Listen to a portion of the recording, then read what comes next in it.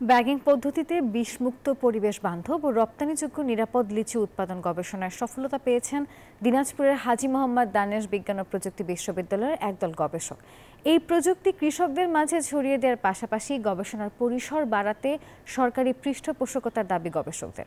ফখরুল হাসান পলাশের তথ্য ছবি নিয়ে ডেস্ক রিপোর্ট।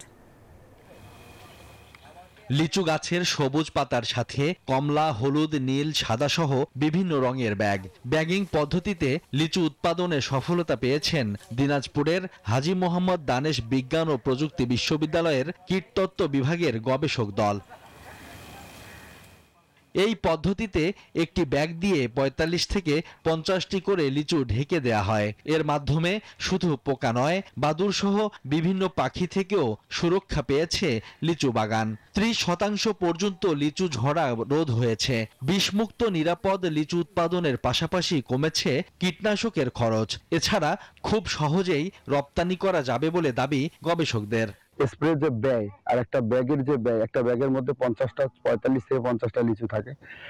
৫০টা লিচু উৎপাদন করার জন্য যে ব্যয় এবং স্প্রেতে সেই ব্যয়টা অনেক বেশি হয়।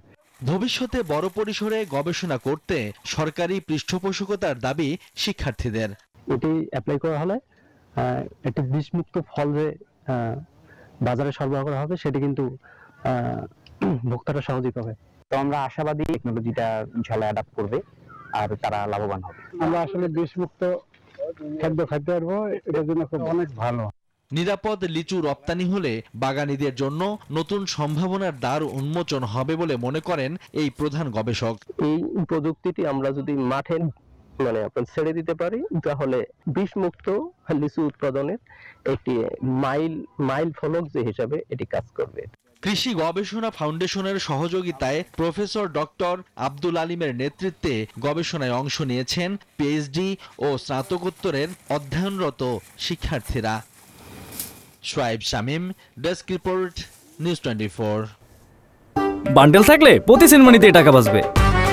বিকাশ সেনমানি বান্ডেল কিনে জিতুন প্রতি লেনদেনে।